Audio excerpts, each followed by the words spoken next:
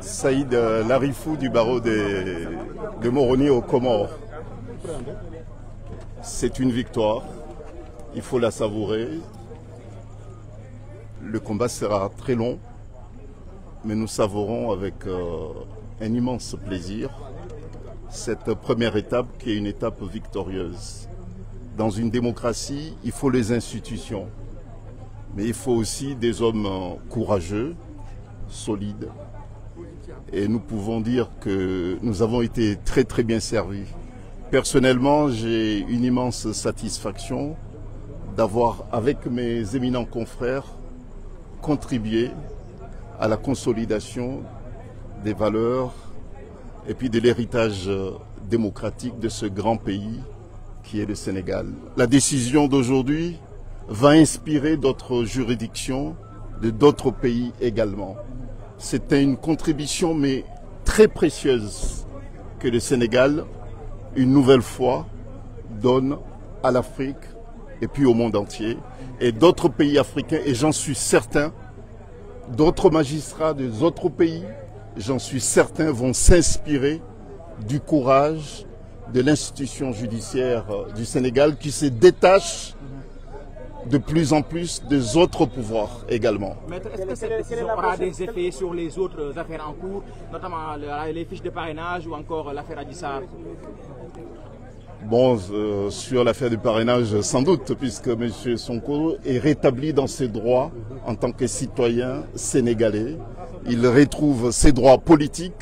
Bon, donc, bien sûr qu'il sera candidat, plus que candidat encore. Quelle est la prochaine étape judiciaire pour vous, les avocats?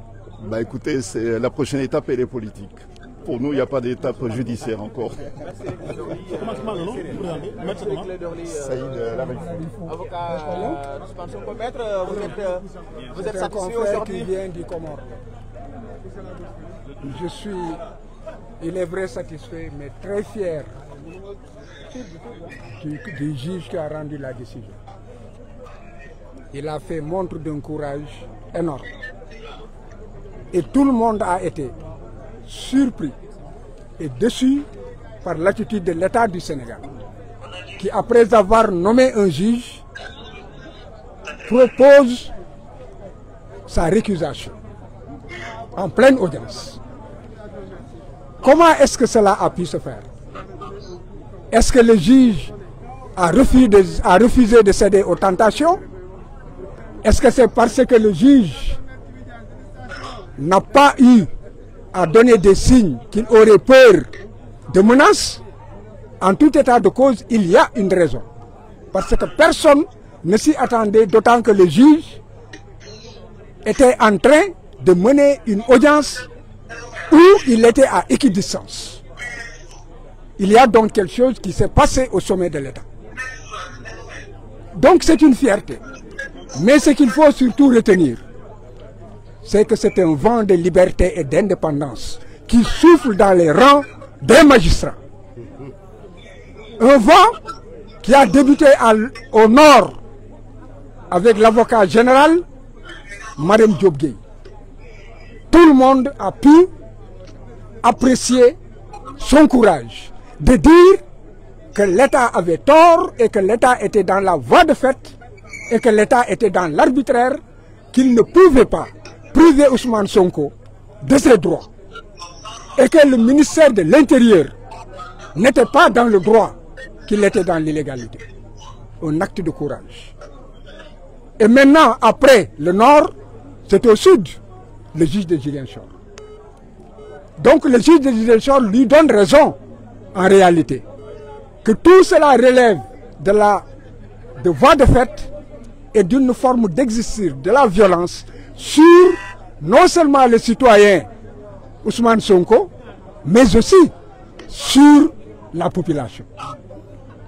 Parce que c'est la somme des citoyens qui fait un peuple.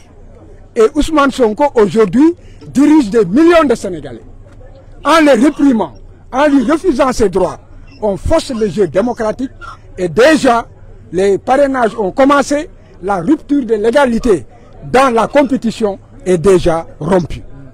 Donc, ce vent de liberté inspirera d'autres juges. Parce que j'ai dit, j'ai dit qu'il existe dans ce pays des juges fiers, des juges honnêtes, des juges indépendants, des juges courageux. Il n'y a jamais 203. Attendons de voir le troisième. Maître, l'agent judiciaire de l'État a, semble-t-il, évoqué des proximités entre le juge et un proche d'Ousmane Sonko. Que répondez-vous à cela? Si la proximité seulement devait jouer, d'abord c'est faux. Parce que Ousmane Sonko ne connaît pas le juge ne le connaît pas. C'est une vérité. Mais l'État dit que le juge aurait un frère qui serait un collègue de Ousmane Sonko. On n'a jamais parlé, il n'y a pas de lien de subordination.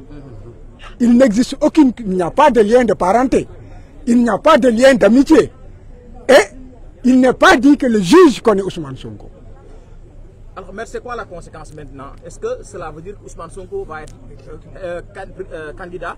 Est-ce qu'il y aura une incidence sur les autres affaires judiciaires? La candidature d'Ousmane Sonko est une exigence sociale, c'est une exigence du peuple sénégalais. Est-ce que juridiquement c'est possible maintenant? Juridiquement, Ousmane Sonko doit être candidat. Nous nous battrons et le dernier mot appartient au peuple sénégalais. On peut dire que c'est acté. À partir de la décision de Ziguinchor, dès demain, il devrait pouvoir commencer les parrainages.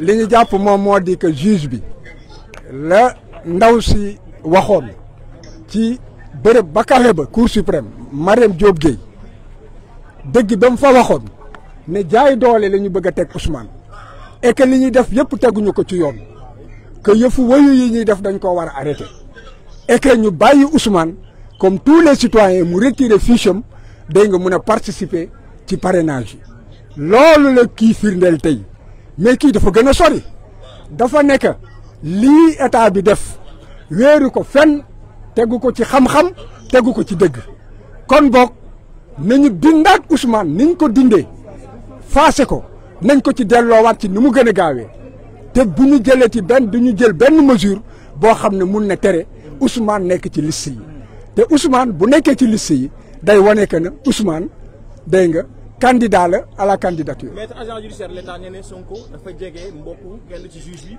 moo tax mu recusé ko. tontu naa la nee naa la ko yoon jege mooy lan waxul ne que Ousmane xam na juge bi waxul ne que Ousmane lekk naag juge bi waxul ne que aussi nan la tuddati Ousmane Sonko ak juge bi am na firnde ne que nan la tuddati jokkoo nañu comme yéeru ko fenn dañoo jafur nguur goo xam ne dafa nekk ci jeexantalam tey jii jafur nañu xamatuñu fu ñu jëm wóolootuñu kenn képp koo xam ne que xam nañ ne que kii bu ñu xëy na bu ñu jéemee jar doxul ñu xoqatal doxul bu boobaa duñ la wóolu ñàkk loolu moo tax fi mu ne xamatuñu ñoom fu ñuy jublu wante nañu xam ne que junni magistrat ngi ci dëkk bi ñoo xam ne am nañu fit bi am nañu sañ-sañ bi am nañu xam-xam bi te bu yàlla dogalee mu dox seen loxo